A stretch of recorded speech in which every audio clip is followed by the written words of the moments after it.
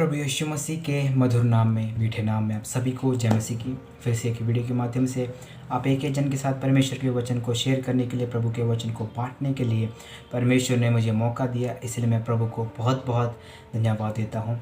जैसे कि आप सब लोगों को पता है कि हम होडोलॉजी को स्टडी कर रहे हैं, एकदम डिटेल में स्टडी कर रहे हैं और उसके एलिमेंट्स को भी हम अभी स्टडी कर रहे हैं। और जैसे कि आप सभी को पता है कि हमने तीसरे एलिमेंट यानी कि कन्फेसिंग ऑफ सिंस तक हमने जो है स्टडी कर लिया है। अब जो हमारा फोर्थ एलिमेंट है वो स्टार्ट होना है, यानी कि स्पिरिचुअल गिफ्ट्स। तो आप सभी को पता है कि 13 एलिमेंट पूरे इस टॉपिक पर हमने स्टडी करना है। 13 में से हमने जो है आज 3 कर लिए थे और आज हम चौथा एलिमेंट जो जिसको स्पिरिचुअल गिफ्ट्स कहा जाता है उसको आज हम स्टडी करेंगे। बहुत ही डिटेल्ड है, लेकिन जितना हो सके उतना हम शॉर्ट में पढ़ने की कोशिश करेंगे। जितना हम सीख सकते हैं उतना हम सीखने की कोशिश करेंगे। और जितने लोग वीडियो में नए हो, वीडियो को ज़रूर से लाइक कर देना। चैनल पर नए हो, चैनल को सब्सक्राइब कर देना। ऐसी ही नॉलेजेबल, ऐसी ही जानकारी वाली वीडियोस, ऐसी ही बाइबल वाली वीडियोस देखने के लिए और बाइबल के ज्ञान को प्राप्त करने के लिए जो है ज़रूर से चैनल को सब्सक्राइब कर देना और बेल वाले आइकन को दबाकर ऑल नोटिफिकेशन पर उसको सेट कर देना, ताकि जैसे ही हम वीडियोस डालें तब आपके पास उसका नोटिफिकेशन पहुंच सके और आप सबसे पहले उस वीडियो को देख सको। और मैं साथ ही साथ ये बताना चाहता हूँ कि मैं आने वाले समय में अन्य भाषा के ऊपर, यानी कि जिसको हम टंग्स बोलते हैं, उसके ऊपर एक डेडिकेटेड वीडियो में लेके आने वाला हूँ। क्योंकि मसीही ग्लोबल के अंदर, मसीही कम्युनिटी के अंदर बहुत सारे ऐसे कल्ट प्रीचर्स, झूठे प्रचारक लोग जो है दिन प्रतिदिन अन्य भाषा के खिलाफ, जो पेंटाकोस्टल लोग जो परमेश्वर की आत्मा में जो अन्य भाषा बोलते हैं उनके खिलाफ बहुत सारे लोग जो है वीडियोस निकालते हैं। बहुत सारे लोग जो है ये बोलते हैं कि जो है जंगली भाषा बोल रहे हैं, लूसीफर की भाषा बोल रहे हैं, शैतान ने जो बीज बोया है वो पेंटाकोस्टल लोग बोल रहे हैं। तो मैं आने वाले समय में बाइबल से पूरी डेडिकेटेड वीडियो, बाइबल की असली सच्चाई, ग्रीक ट्रांसलेशन, सब कुछ मैं आपके सामने रखूँगा और दूध का दूध, पानी का पानी कर दूँगा। जिस किसी ऐसा जो बोलता है, कोई प्रचारक है ऐसा कि अन्य भाषा गलत है, ऐसे बोलने वाले किसी को भी आप सेंड कर दो और उसको अगर हिम्मत है तो नीचे मुझे कमेंट करके ज़रूर से बता दीजिएगा कि अन्य भाषा जो आपने बोला वो गलत है। तो आने वाले समय में एक डेडिकेटेड वीडियो में इसके जो अन्य भाषा के ऊपर लेके आने वाला हूँ। हालांकि मैं इसमें ऐड करना चाहता था, लेकिन इसमें ज़्यादा नहीं होगा क्योंकि वो बहुत डीपली मैसेज होगा, तो इसलिए मैंने इसमें उसको ऐड नहीं किया। लेकिन फिर भी मैं कोशिश करूँगा 4-5 दिनों के अंदर अंदर मैं उस वीडियो को अपलोड करूँ, आपके सबके सामने मैं उस सच्चाई को, अन्य भाषा के प्रति जो सच्चाई है, जो पेंटाकोस्टल लोग बोलते हैं, जो आत्मा में होकर वो बातें करते हैं परमेश्वर से, वो सभी एक्सप्लेनेशन वचन में से आपके सामने रखूँगा। और ये मेरा वादा है, मैं आपके सामने उस टॉपिक को लेकर आऊँगा। तो जितने लोग वीडियो में नए हैं, वीडियो को ज़रूर से लाइक कर देना, जितना हो सके उतना शेयर करना, अपने अपने परिवार के मेंबरों से उन तक इस वीडियो को अपने पहुँचाना। और चलिए वीडियो को स्टार्ट करते हैं।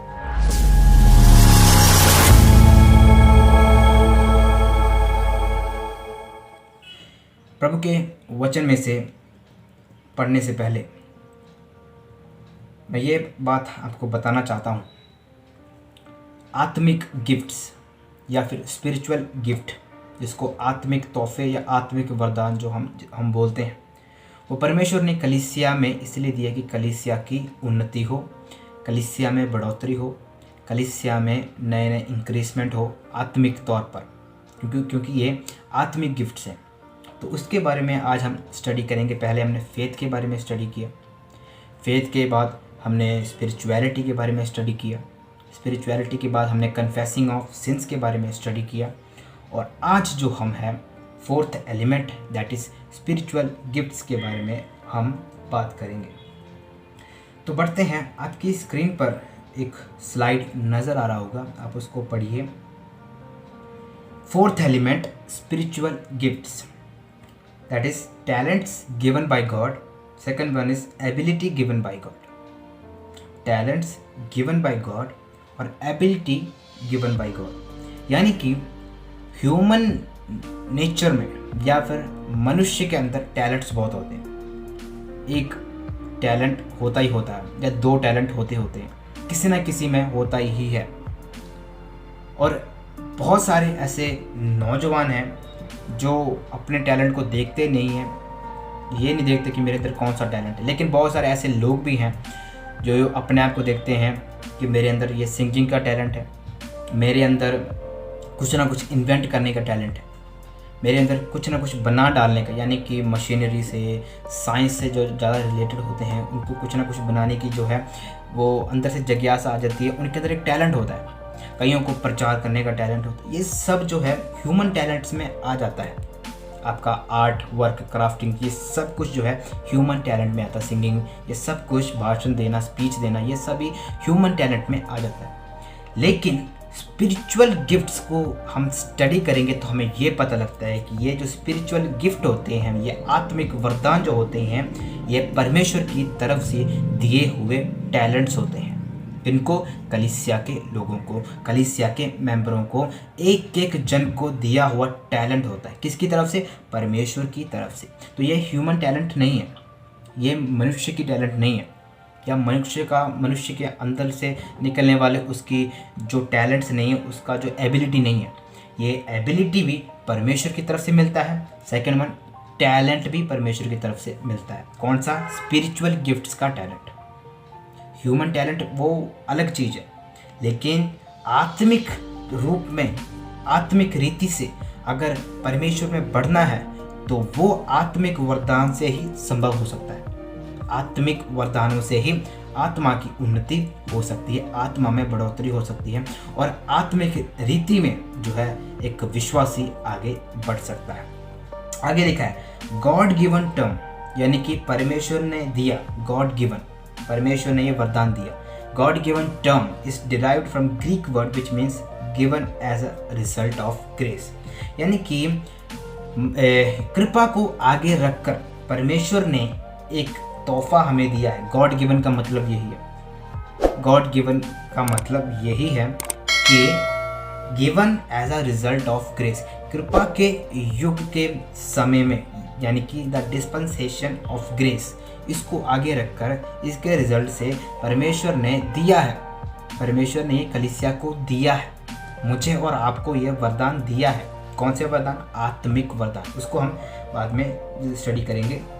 आपके सामने जो है आयतें रखी हुई हैं, आपके सामने जो स्लाइड नज़र आ रहा है उसको आप थोड़ा ध्यान से पढ़िएगा, उसको अच्छी रीति से पढ़िएगा। इसलिए मैं आपको आपके सामने डिस्प्ले करता हूँ ताकि आप इसको अच्छी रीति से पढ़ पाए। डिफरेंट फ्रॉम द एबिलिटी और talent, from the human ability और talent, sorry, different from the human ability और टैलेंट। जैसे कि मैंने आपको पहले बोला, आत्मिक वरदान और ह्यूमन टैलेंट में, या फिर ऐसे बोल दो स्पिरिचुअल टैलेंट और ह्यूमन टैलेंट में बहुत सारा फ़र्क है। ह्यूमन टैलेंट होता है आपके शारीरिक तौर से आप क्या टैलेंट आपके अंदर है। आपके अंदर पढ़ने का टैलेंट हो सकता है, याद, मेमोरी पावर का टैलेंट आपके अंदर हो सकता है, स्पीच, बढ़िया स्पीच देने का टैलेंट हो सकता है, बढ़िया गीत गाने का आपके अंदर टैलेंट हो सकता है। ये सभी एक फिजिकल टैलेंट्स में आ जाता है, यानी कि एक शारीरिक टैलेंट में आ जाता है। लेकिन जो परमेश्वर जो टैलेंट देता है, परमेश्वर जो गिफ्ट देता है, दैट इज स्पिरिचुअल, और वो क्या होता है? डिफरेंट होता है। किससे? ह्यूमन एबिलिटी से, ह्यूमन टैलेंट से वो डिफरेंट होता है। एफिशिएंस चैप्टर 4 वर्स 11, वहाँ पे क्या लिखा है? वहाँ पर अलग अलग सेवकाइयाँ परमेश्वर ने कलीसिया में दी, अलग अलग सेवकाई। वो सेवकाई के क्या नाम है? अपोस्टल्स है, प्रॉफिट्स है, इवेंजलिस्ट है, पास्टर्स है, टीचर्स है। तो ये परमेश्वर ने स्पिरिचुअल गिफ्ट्स दिए हुए हैं। ये एक एक को प्रभु ने ड्यूटी सौंपी हुई है, तुमने अपोस्टल बनना है, तुमने प्रॉफिट्स बनना है, इवेंजलिस्ट बनना है। ये ऐसे नहीं, आजकल के जो मैं आपको बताऊँ, आजकल के पास्टर्स लोग, आजकल के जो पीढ़ी है, आजकल के न्यू जनरेशन के जो चर्चेस हैं, वो क्या करते हैं? वो असल में अपने आप को खुद बना लेते हैं। तो यहाँ पर वो गलती करते हैं, खुद अपने आप को अपोस्टल का दर्जा दे देते हैं, खुद अपने आप को प्रोफेट का दर्जा दे देते हैं, खुद अपने आप को पास्टर का दर्जा देते हैं, और इवेंजलिस्ट टीचर नहीं बनते कोई भी। इवेंजलिस्ट टीचर ये कहते हैं कि ये छोटा होता है, सबसे छोटा होता है, हम सबसे बड़े में पकड़ेंगे, और बड़ा क्या है? अपोस्टल। तो अपोस्टल कहलाना या फिर कहलवाना बहुत मुश्किल है, लेकिन हमारे पास्टरों को कोई चिंता नहीं है। वो खुद एक बाइबल पकड़ेंगे, चट्टा कुर्ता पजामा पहनेंगे, गाड़ी लेंगे, निकलेंगे और बोलेंगे कि हम अपोस्टल हैं, टेंट डालेंगे, चमत्कार करेंगे, कहेंगे कि हम अपोस्टल हैं। तो पौलुस ने कभी भी अपने आप को खुद नहीं कहा कि मैं प्रेरित हूँ। पौलुस ने बल्कि ये कहा कि मैं सब प्रेरितों से छोटा हूँ, सब प्रेरितों से छोटा। ये आत्मा का एक, मैं बोलूँ, एक गुण है। पवित्र आत्मा होने का एक गुण ये है कि व्यक्ति क्या करता है, अपने आप को कुछ नहीं समझता, लेकिन वो बड़ा है, वो बड़ा है, लेकिन वो क्या समझता है कि मैं क्या हूँ, मैं छोटा हूँ, मैं सब प्रेरितों से, सब लोगों से, सब प्रभु के दासों से, चेलों से मैं क्या हूँ, मैं छोटा हूँ। पौलुस ये बोलता है। तो अपोस्टल कहलवाना या कहना खुद को ये बहुत ईजी होता है, लेकिन परमेश्वर अगर हमें टैलेंट ये ना दे तो हमें करने की ज़रूरत नहीं है। प्रभु ने किसको टीचर नियुक्त किया वो टीचर ही बने, प्रभु ने किसको पास्टर चुना है वो पास्टर ही बने, प्रभु ने किसी को अगर अपोस्टल चुना है तो वो अपोस्टल ही बने, प्रभु ने किसी को प्रोफेट चुना है तो वो प्रोफेट ही बने, उससे बढ़कर नहीं। तो अपोस्टल का मतलब क्या होता है, भेजा हुआ। एक देश से दूसरे देश की तरफ जाओ या फिर एक राज्य से दूसरे राज्य की तरफ जाओ, तो ये सभी अपोस्टल का काम होता है। तो आजकल के घर में बैठे लोग भी, घर के काम करने वाले लोग भी क्या हो जाते हैं, अपोस्टल बन जाते हैं, अपोस्टल बन जाते हैं, अपोस्टल का दर्जा लेते हैं कि मैं अपोस्टल हूँ, मैं प्रोफेट हूँ, और ना जाने कितने जो पोजीशन से अपने नाम के आगे जोड़ देते हैं, नाम तो बहुत दूर आता है, अपोस्टल, डॉक्टर, रेवरेंड, पास्टर, और उसके बाद जाके नाम शुरू होता है। तो नाम ढूंढने में ही जो है बड़ा टाइम लग जाता है कि नाम इनका कहाँ पर लिखा हुआ। तो ये एबिलिटीज जो होते हैं आत्मिक होते हैं, और ये एक बहुत बड़ी रिस्पॉन्सिबिलिटी होती है जो परमेश्वर ने कलीसिया को संभालने के लिए नियुक्त की होती है, और ये प्रभु खुद देता है। जैसे कि मैंने पहले कहा, talents given by God, ability given by God. तो परमेश्वर ये टैलेंट देता है। कौन सा टैलेंट? अपोस्टल का, रसूल बनने का टैलेंट प्रभु देता है। ये इंसान खुद नहीं बन सकता, इंसान खुद नहीं बन सकता। बहुत सारे मैं प्रचारकों को देखता हूँ, वो खुद कहते हैं कि हम 10% प्रचारक हैं, हम 10% प्रचारक हैं, हम सही हैं, हम जैसे अच्छे प्रचारक कोई नहीं है। मैंने बहुत सारे ऐसे लोगों को देखा और मुझे दया आती है, उन पर तरस आता है कि कितने वो परमेश्वर के वचन के विरोध में बात करते हैं। उनके बारे में एक वीडियो और अन्य भाषा, जैसे मैंने पहले कहा आपको इंट्रो से पहले, जैसे मैंने आपको कहा अन्य भाषा के ऊपर एक बहुत ज़बरदस्त वीडियो मैं लेके आने वाला हूँ, बहुत ज़बरदस्त, और सबकी आंखें फटी की फटी रह जाएगी। ऐसी बातें मैं आपके सामने करने वाला हूँ। बहुत सारा मटेरियल मैंने इकट्ठा किया हुआ है और जस्ट स्लाइड्स बनानी है, बहुत सारा काम है अभी, और उस सभी के बाद मैं 3-4 दिन के अंदर अंदर मैं एक डेडिकेटेड वीडियो अन्य भाषा के ऊपर जो मैं लेके आऊँगा। और आपका काम यही है कि उस वीडियो को आपने शेयर करना है बस। आई थिंक मेरे ख्याल से 40-45 मिनट की शायद वीडियो हो भी सकती है। आपका काम क्या है? बस सिर्फ शेयर करना है, दानियल राज तक पहुंचाना है, ब्रदरन असेंबली के लोगों तक पहुंचाना है। और जितने लोग ये बोलते हैं कि जो अन्य भाषा कुछ नहीं होता है, अन्य भाषा जिब्रिश है, अन्य भाषा शैतान की भाषा है, लूसीफर की भाषा है, ये बकवास करते हैं, ऐसे लोगों तक जो ये बोलते हैं, ऐसे लोगों तक उस वीडियो को पहुंचाना है और उनसे कहना है कि इस वीडियो के नीचे आकर कमेंट कर दें। कोई नहीं करेगा वो तो अलग बात है, वो कोई नहीं करेगा, लेकिन उनको जाकर बोलना है कि आपने क्या करना है, इस वीडियो के नीचे कमेंट करना है। कुछ भी डाउट है तो आपने नीचे कमेंट करना है। एक एक आयत को लेकर मैं आपसे बात करूंगा, और बहुत ज़्यादा डीपली बात नहीं करेंगे हम। डीपली मैं बात करना चाहता भी नहीं हूँ, डीपली गया तो आपको समझ में नहीं आएगा, लेकिन इतनी सरल भाषा में आपको मैं ट्रेंड करूँगा, आप भी ट्रेंड हो जाओगे, आप भी इतने परफेक्ट बन जाओगे कि यार हमने इतनी देर से गलत सुना था और आज हम क्या सुन रहे हैं, सही सुन रहे हैं। तो आप ज़रूर से उस वीडियो को मैं जल्दी से जल्दी अपलोड करूँगा। तो आपका काम सिर्फ यही है कि आपने शेयर करना है, उसको ऐसे प्रचारकों की तरफ पहुँचाना है जो कहते हैं अन्य भाषा कुछ नहीं, अन्य भाषा सिर्फ और सिर्फ पृथ्वी की भाषा है। उसको मैं, वो तो अलग बात है कि मैं उसको एक्सप्लेन पूरी रीति से करूँगा, ग्लोसा को सब कुछ मैं एक्सप्लेन करूँगा, प्लूरल है, सिंगुलर है, इन सभी को एक्सप्लेन करूँगा। तो बात हम ग्रीक से करेंगे, ग्रीक सेप्टुअजिंट से बात करूँगा मैं आपसे, तो क्योंकि ग्रीक ही सबके ऊपर है, सबके ऊपर वही है, तो वो मूल्य भाषा है। तो मैं उसको रखकर और हिंदी ट्रांसलेशन को और इंग्लिश ट्रांसलेशन को मैं आपके सामने रखकर बात करूँगा। कोई भी डाउट हो तो मुझे प्लीज़ कमेंट करके बता दीजिएगा। और मैं ये विश्वास करता हूँ कि उस वीडियो को देखने के बाद आपकी सभी कन्फ्यूजन्स हैं वो दूर हो जाएंगे। तो इतना प्रभु ने जो मटेरियल मुझे दे दिया है और उसको आपके सामने मैं रखूँगा, और दूध का दूध पानी का पानी पूरा हो जाएगा। कौन पानी में है ये पता लग जाएगा। तो बढ़ते हैं एफिशिएंस चैप्टर 4 वर्स 11 में प्रभु जो क्या कर रहा है, टैलेंट्स देता है, प्रभु एबिलिटी देता है कलीसिया में, कलीसिया को चलाने के लिए प्रभु नियुक्त करता है। ये प्रभु की तरफ से होता है, इंसान खुद नहीं बन सकता। इंसान आज क्या कहता है, मैं खुद पास्टर हूँ, मैं खुद अपोस्टल हूँ, मैं प्रॉफिट हूँ, मैं टीचर हूँ, मैं इवेंजलिस्ट हूँ। ये खुद कहने वाली बात नहीं होती है, ये परमेश्वर कहलानी चाहिए, परमेश्वर देना चाहिए, तभी हम कह सकते हैं। अब मैं अपने आप को बाइबल टीचर क्यों नहीं कहता, यार मेरी तो उम्र भी नहीं इतनी, हालांकि बाइबल को पढ़ता हूँ, सीखता हूँ, लेकिन but I am a student. मैं अपने आप को स्टूडेंट मानता हूँ परमेश्वर के वचन का, क्योंकि प्रभु के वचन को कोई सीख ही नहीं सकता। ये नदी है, किनारे में बैठ के हाथ मारने की ज़रूरत नहीं है, उसमें डूबना पड़ता है अगर सीखना है तो। इसी रीति से एक एक टॉपिक को सीखना पड़ता है, एक एक बातों को सीखना पड़ता है, एक एक वर्ड को सीखना पड़ता है, एक एक ट्रांसलेशन को सीखना पड़ता है। इसका मतलब क्या है, हम वचन में डूब रहे हैं, वचन के उस समुद्र के अंदर हम डूबकर हम मोतियों को निकाल रहे हैं। ये नहीं किनारे में बैठकर हम हाथ मार रहे हैं, किनारे में बैठ के हम ऐसे हाथ को सहला रहे हैं और क्या बोल रहे हैं, हम बाइबल टीचर हैं, हम बड़े प्रचारक हैं, हम बहुत बड़े ज्ञानवान हैं। ऐसा नहीं होता भाई। हम भी पढ़ते हैं, हम ग्रीक ट्रांसलेशन, हम भी पढ़ते हैं ग्रीक ट्रांसलेशन को, इंग्लिश ट्रांसलेशन को, सब चीज़ों को हम पढ़ते हैं और यही पढ़कर ही हम वीडियो बनाते हैं। तो बढ़ते हैं आगे।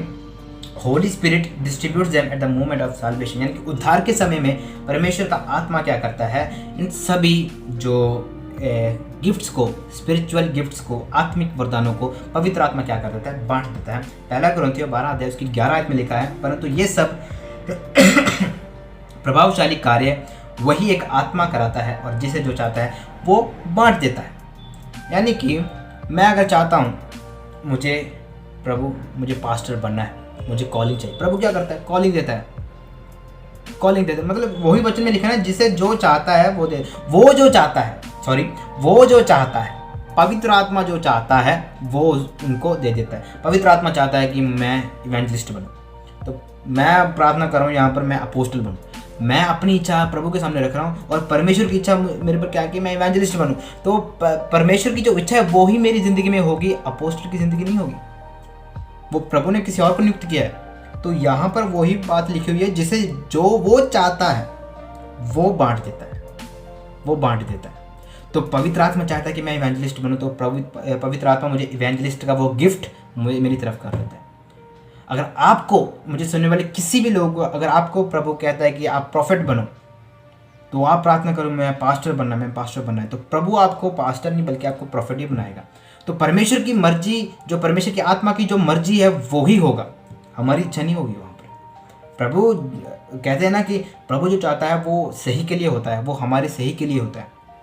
तो प्रभु अपनी मर्जी के अनुसार जो है गिफ्ट को बांट देता है, कलीसिया में बांट देता है। Each person has at least one gift but not every gift. इसका मतलब each person has at least one gift but not every gift. पहला पत्रस 4 अध्याय 10वां वचन आपके स्क्रीन पर नजर आ रहा होगा। जिसको जो वरदान मिला है वह उसे परमेश्वर के नाना प्रकार के अनुग्रह के भले भंडारियों के समान एक दूसरे की सेवा में लगाएं। वचन में पत्रस प्रेरित ये कहता है, जिसको जो वरदान मिला है वो उससे परमेश्वर के नाना प्रकार के अनुग्रह के भले भंडारियों के समान एक दूसरे की सेवा में लगाएं। मतलब क्या है, एक पर्सन के अंदर एटलीस्ट वन गिफ्ट होना चाहिए। सभी गिफ्ट होना कोई अनिवार्य या फिर कोई ऐसा कंपलसरी नहीं है। सभी गिफ्ट होना भी अच्छा है ना, एक गिफ्ट भी अगर आपके अंदर है तो वो भी क्या होना चाहिए, फलवंत बनना चाहिए।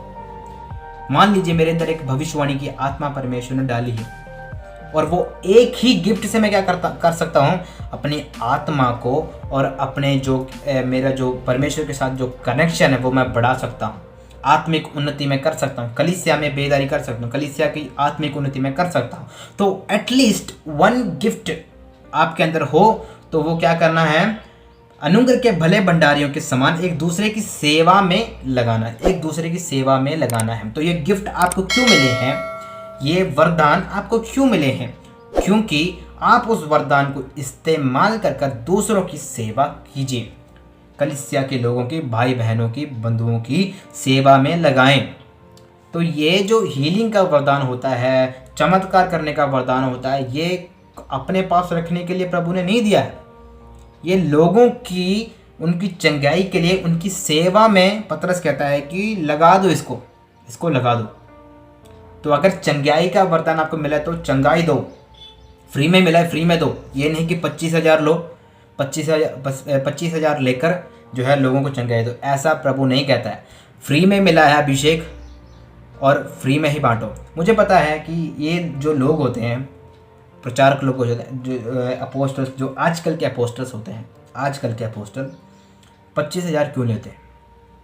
मुझे एक रियलाइजेशन, एक मेरे जब इस बैठ के जब मैंने इसको सोचा, क्यों लेते हैं 25,000, गरीबों से भी अमीरों से भी पैसे लेते हैं चंगाई के। तो मैंने जब इसको सोचा, मुझे एक बात मुझे पता लगा। अफ्रीका जाते हैं, अफ्रीका जाकर वहाँ की शक्ति को पैसे देकर लेते हैं। हमारे एक रिलेटेड पास्टर के साथ भी ऐसा ही हुआ, उनको भी ऐसे ही बोला गया कि आप जो है इतने पाउंड जमा कीजिए, इंग्लैंड में गए थे, इतने पाउंड जमा कीजिए और आपको हम ट्रेनिंग देंगे और घर बैठे आपके पास पैसा आएगा, घर बैठे आप चमत्कार कर सकते हो, इतनी बड़ी पावर आपको मिलेगी, आपने इतना पाउंड जमा कर। तो पैसे देकर अभिषेक लो और यही लोग क्या करेंगे, 25,000 में अभिषेक बांटेंगे। तो जिसको फ्री में मिला है, फ्री में मतलब उपवास किया, प्रार्थना किया, परमेश्वर के साथ समय बिताया, परमेश्वर के साथ अपना टाइम बिताया, आराधना किया, स्तुति गान किया और अभिषेक को पाया, अभिषेक को पाया, क्योंकि उसने फ्री में पाया। उसने प्रभु को पैसे नहीं दिए, उसने प्रभु को इतने डॉलर नहीं दिए, इतने पाउंड नहीं दिए, उसने फ्री में उपवास में पाया। सुनो इस बात को, उपवास में पाया।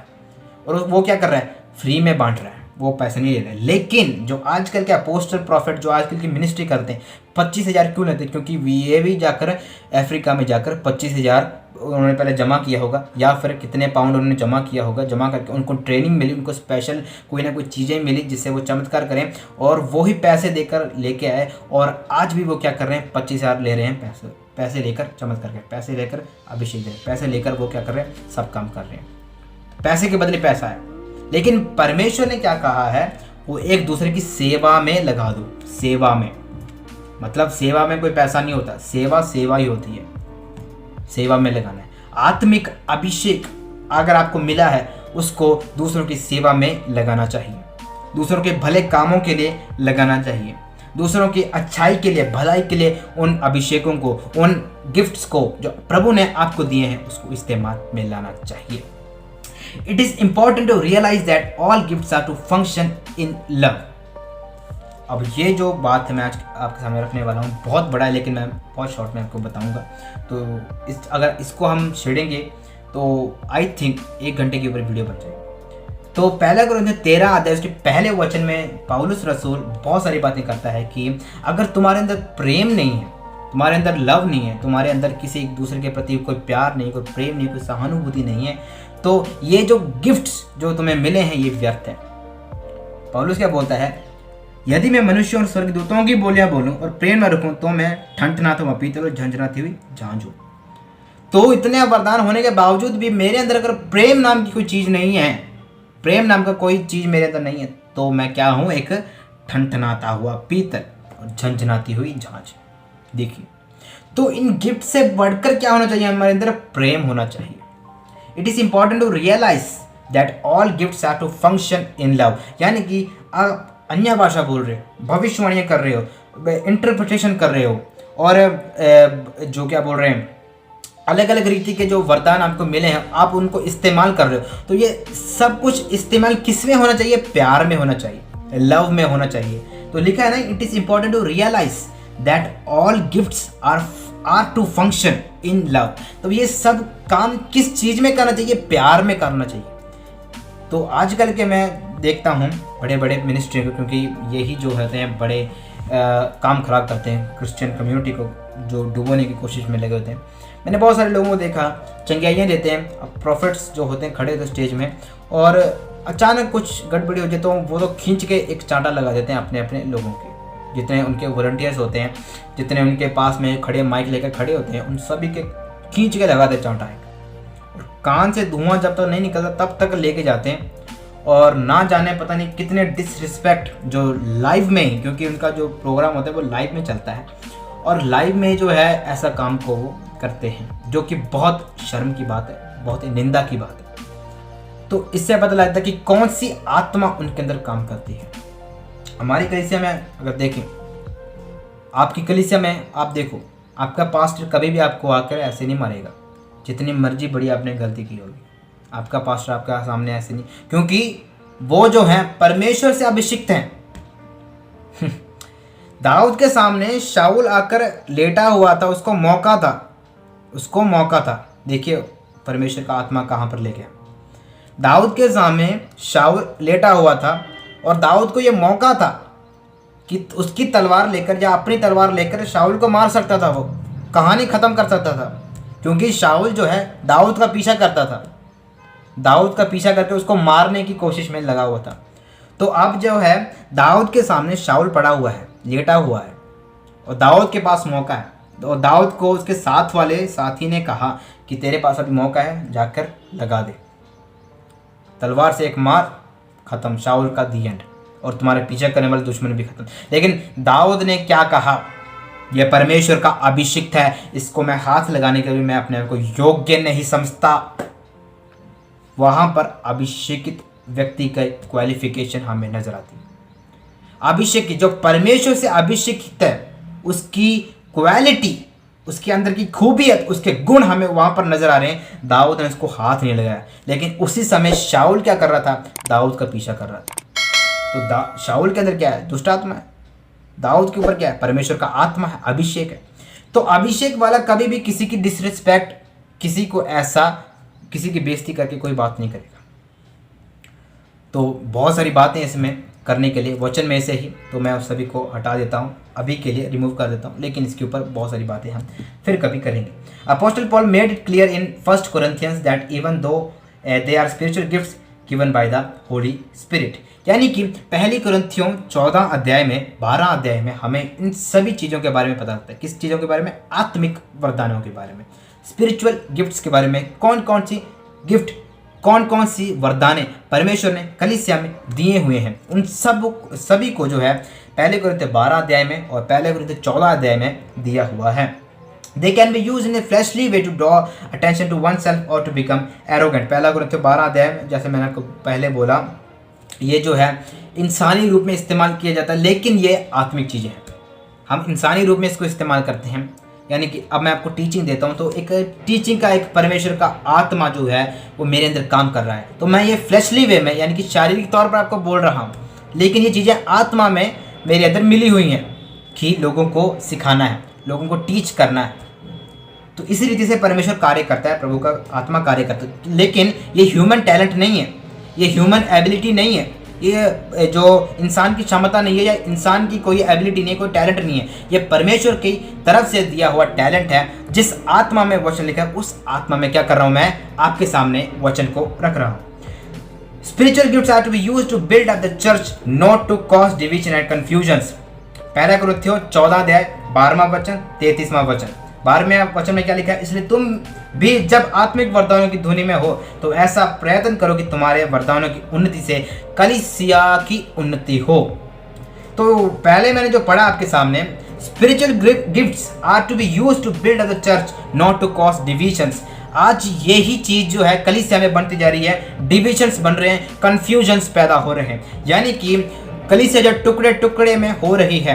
यहोवा विटनेस अलग है, ब्रदरन असेंबली अलग है, कैथोलिक अलग है, और मार्थोमा अलग है, और वननेस पेंटिकोस्टल अलग है, ट्रिनिटी अलग है, और ना जाने कितने कितने डिनोमिनेशंस, कितने कितने डिविजन्स, कितने कितने कन्फ्यूजन्स जो हैं लोगों के अंदर पैदा हो चुकी हैं। और इसी कन्फ्यूजन के कारण लोग कहते हैं अन्य भाषा गलत है, लोग कहते हैं कि ट्रिनिटी ही सब कुछ है, लोग कहते हैं कि यीशु मसीह के नाम से बपतिस्मा देना चाहिए, लोग कहते हैं पता नहीं क्या क्या, ना जाने कितने कितने कंफ्यूजन जो है बाइबल में से उठाकर जो है लोग प्रचार करते हैं। तो ये चैनल हेवनली वर्शिप मिनिस्ट्रीज इसीलिए बनाया गया है कि आपके कंफ्यूजन्स को परमेश्वर के वचन के द्वारा आपके सामने मैं रखूं और आपको क्लियर करूं, उस कंफ्यूजन से आपको दूर करूं। क्योंकि वचन 33 में लिखा है, क्योंकि परमेश्वर गड़बड़ी का नहीं है, परमेश्वर कंफ्यूजन का नहीं। इंग्लिश में पढ़ो तो कंफ्यूजन लिखा है, क्योंकि परमेश्वर गड़बड़ी का नहीं है, उसका वचन भी गड़बड़ी का नहीं है, क्योंकि यह परमेश्वर है, यह परमेश्वर की आत्मा की तरफ से लिखा हुआ है, परंतु शांति का परमेश्वर है। तो परमेश्वर कंफ्यूजन का नहीं है, गड़बड़ी का नहीं है, वो क्या है, शांति का परमेश्वर है। लोगों में कंफ्यूजन हो सकता है, लेकिन परमेश्वर के वचन में कोई कंफ्यूजन नहीं है। तो हमारा काम ये है, हमारे चैनल का काम यही है कि आप तक परमेश्वर के सच्चे वचन को पहुंचाएं। और इसलिए मैं कहता हूं कि सब्सक्राइब जरूर से आपने करना है। तो इसी गड़बड़ी के कारण बहुत सारे चर्चेस में ये डिविजन्स बन चुके हैं, और ऐसे बनने चाहिए नहीं थे, क्योंकि अगर वचन जो सही रीति से पहले समय में प्रचार होता, पतरस पौलुस के बाद के समय में बोल रहा हूँ, अपोस्तलों की बाद के समय की बात कर रहा हूँ, उस समय जो है कलीसिया में तोड़ फोड़ आ गई थी, कलीसिया में डॉक्ट्रिन्स ने जगह ले ली थी, उपदेशों ने, तो पवित्र आत्मा का काम वहाँ पर ख़त्म हो गया। तो लोगों ने अपने अपने डॉक्ट्रिन्स बनाई और अलग हो गए। और आज देखिए कितने सारे डिनोमिनेशंस बन चुके हैं जो अलग अलग टीचिंग देते हैं। तो मैं किसी डिनोमिनेशन को आगे नहीं रखता, मैं परमेश्वर के वचन को आगे रखता हूँ। परमेश्वर का वचन क्या कहता है उसको मैं आगे रखता हूँ। तो फर्स्ट प्रायोरिटी प्रभु को है। प्रभु जो बोलता है, प्रभु अपने वचन के द्वारा क्या हमसे बोलता है उसको। अगर ये जो बोलते हैं, कुछ ऐसे लोग होते हैं जो अन्य भाषा के खिलाफ बोलते हैं, अगर वचन में लिखा है कि अन्य भाषा में प्रार्थना करो या अन्य भाषा में परमेश्वर से बातें करो, अगर वचन में लिखा है तो बातें करना चाहिए ना। अगर नहीं होती ऐसी कोई चीज़ तो वचन में क्यों आती। तो ये लोग बोलते हैं कि अन्य भाषा नाम की कोई चीज़ नहीं है, बताओ। तो ये होता है कल्ट, ये होता है कन्फ्यूजन्स, ये होता है डिविजन्स, इनको समझना पड़ता है। तो अगर हम वचन को नहीं पढ़ेंगे तो हम इस ऐसे जालों में हम फंस जाएंगे। इसीलिए मैं बोलता हूँ कि हेवनली वर्स मिनिस्ट्रीज को सब्सक्राइब जरूर से कर देना।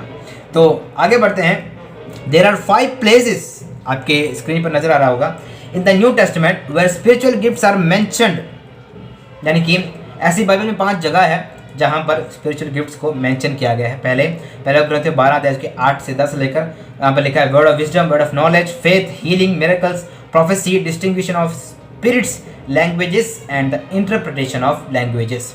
तो ये है पहला कुरिन्थियों 12 अध्याय के 8 से लेकर 10 में वचन तक जितने भी स्पिरिचुअल गिफ्ट्स लिखे हुए हैं। पहला कुरिन्थियों 12 अध्याय के 28 में आज में लिखा है apostle, prophecy, teaching, miracles, healings, helps, administration and languages.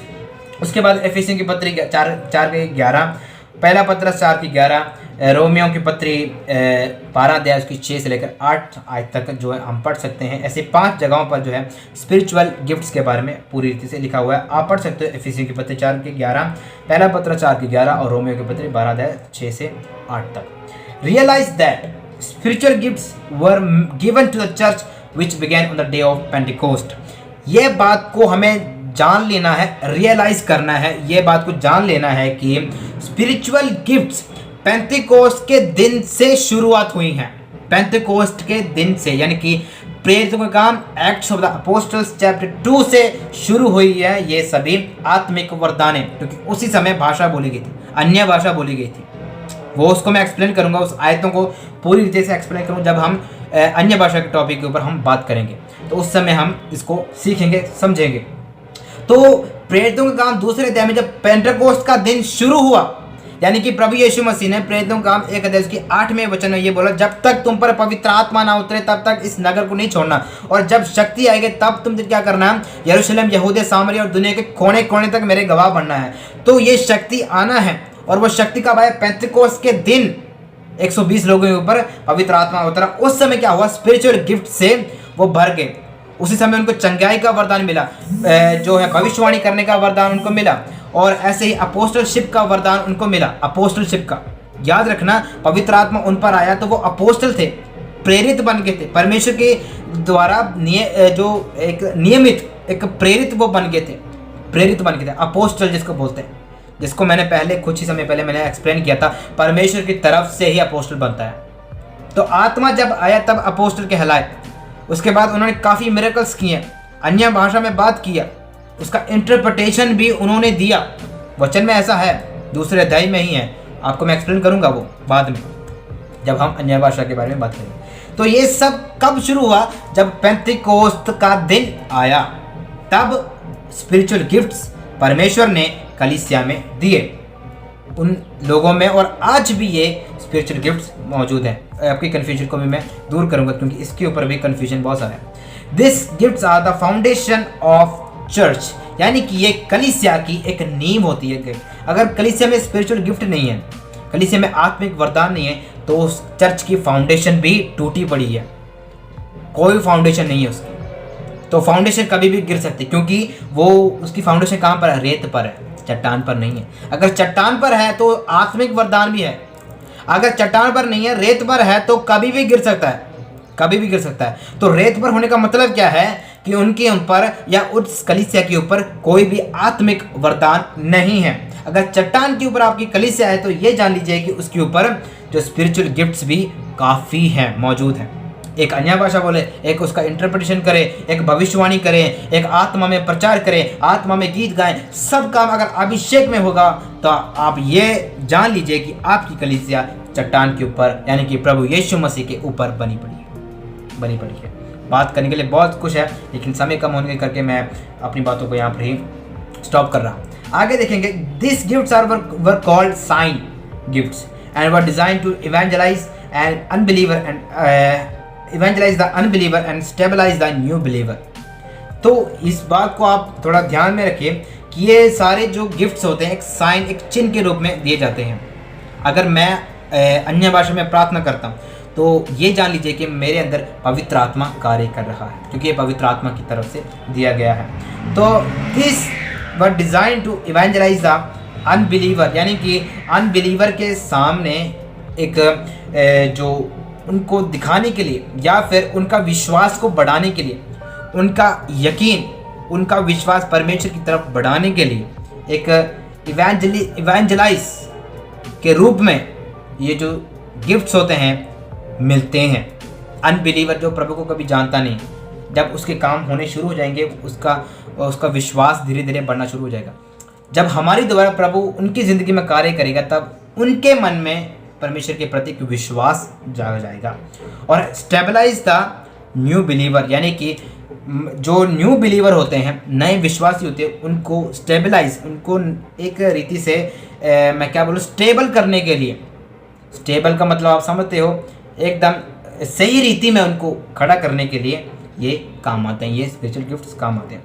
पहला कुरिन्थियों 14 की 20 और 22 में लिखा है, 20 से लेकर 22 में लिखा है भाइयों तुम समझ में बालक ना बनो, बुराई में तो बालक रहो परंतु समझ में सियाने बनो। तो पहले एक चेतावनी के रूप में पौलुस रसूल संबोधित करते हैं, समझ में बालक नहीं बनना, बुद्धि के प्रति, बाइबल के प्रति, बाइबल के ज्ञान के प्रति कभी भी बालक नहीं बनना है, कभी भी दूध पीता बच्चा नहीं बनना है। अगर दूध पीते बच्चे बने रहोगे तो कोई भी चीटिंग करके चले जाएगा, कोई भी धोखा दे देगा। आप देखिए, माता यरूशलेम नाम का एक पंथ शुरू हुआ है और वो क्या करे, घर घर में जाकर लोगों को ये बता रहे हैं कि माता परमेश्वर भी है।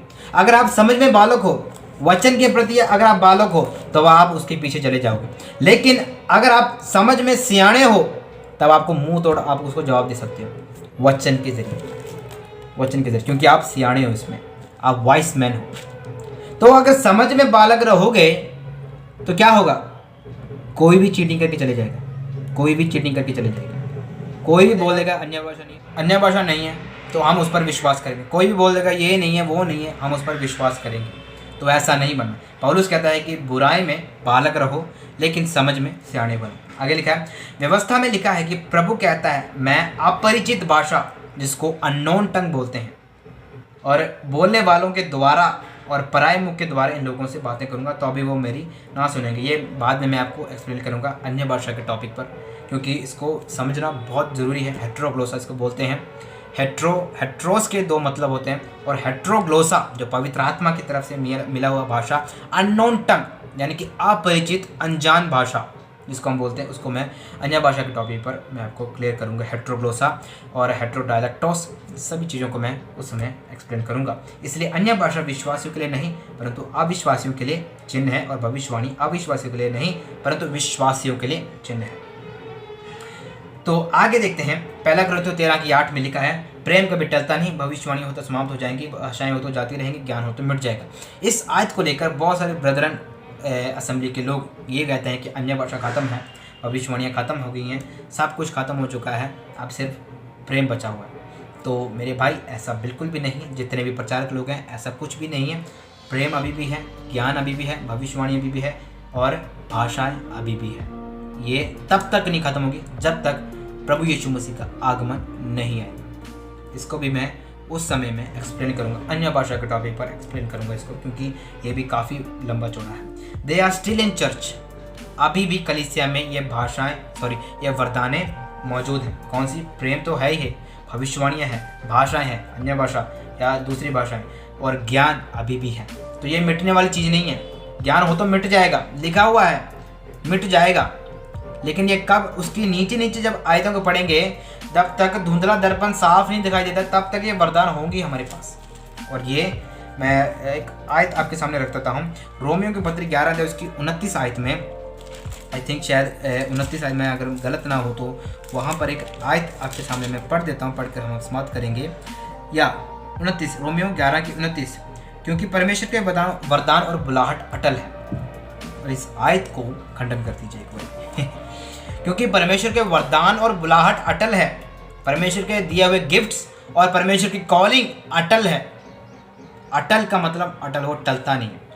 तो गिफ्ट्स अभी भी कलीसिया में मौजूद। मैं किताब को मैंने पढ़ा, उसमें वो स्पिरिचुअल गिफ्ट्स के ऊपर एक किताब थी, और जब उस किताब को मैंने स्टडी किया, उसमें मुझे ये उस व्यक्ति ने जिसने उस किताब को लिखा है, उसने ये लिखा था, उसने 2 टेबल्स बनाई थी।